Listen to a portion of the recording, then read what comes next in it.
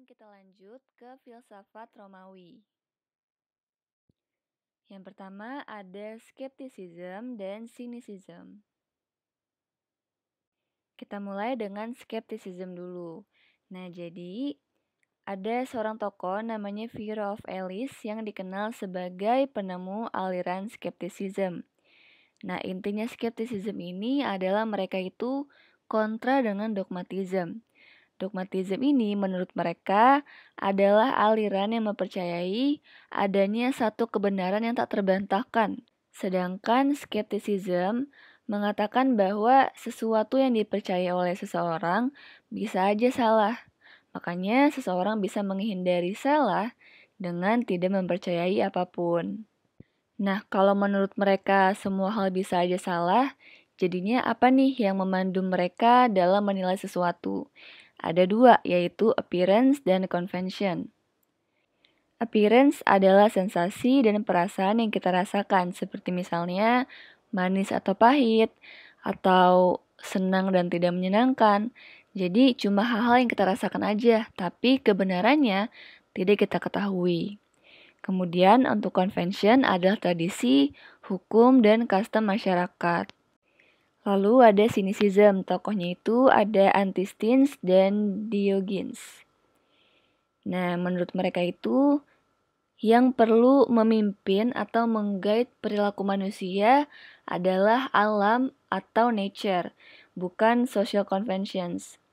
Nah, social conventions itu maksudnya seperti peraturan atau norma gitu. Jadi hal-hal yang memang ditetapkan oleh sosial. Nah, menurut mereka, kalau kita mengikuti social convention, manusia cuma akan mengalami hal-hal yang buruk aja. Sedangkan kalau kita mengikuti hal yang natural, tidak mungkin mengalami hal yang buruk. Karena hal yang natural tidak mungkin buruk menurut mereka.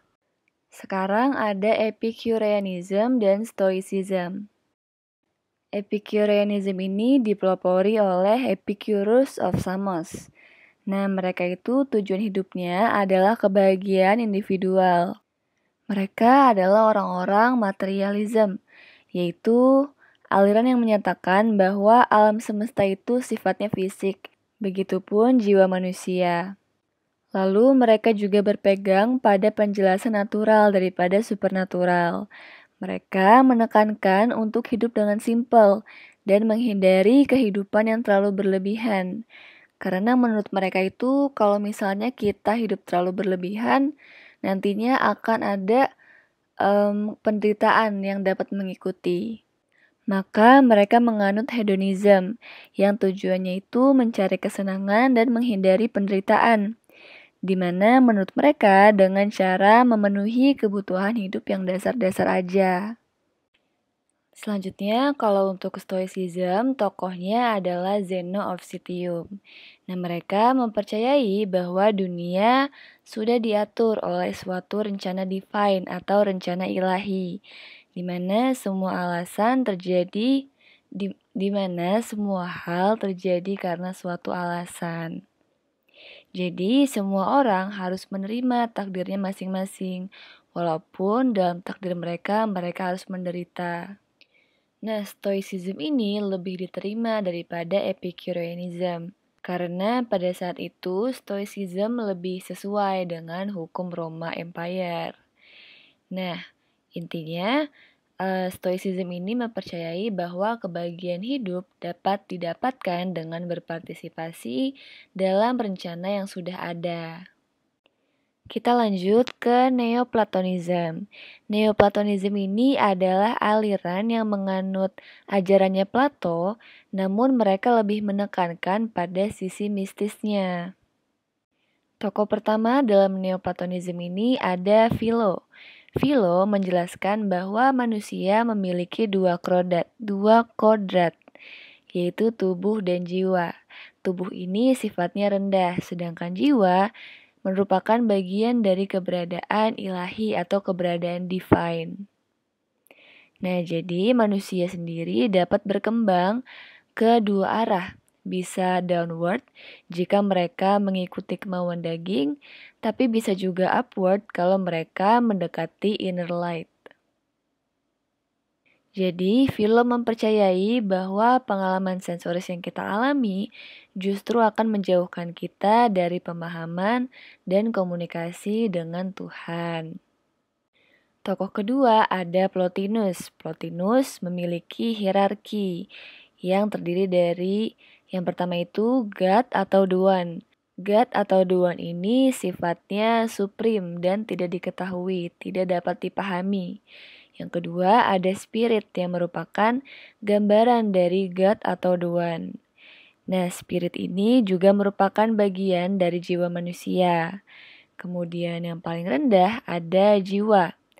Nah, tapi walaupun dia ini inferior, walaupun jiwa itu inferior, namun jiwa yang menyebabkan adanya keberadaan segala macam hal dalam dunia fisik.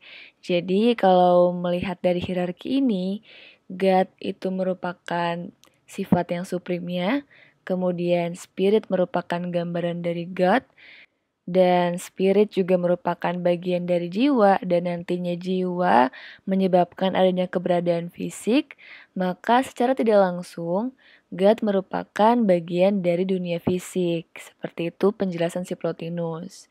Nah, tetapi Plotinus ini beda dengan Philo, dia justru tidak menganggap buruk pengalaman sensoris karena menurut dia pengalaman sensoris itu indah.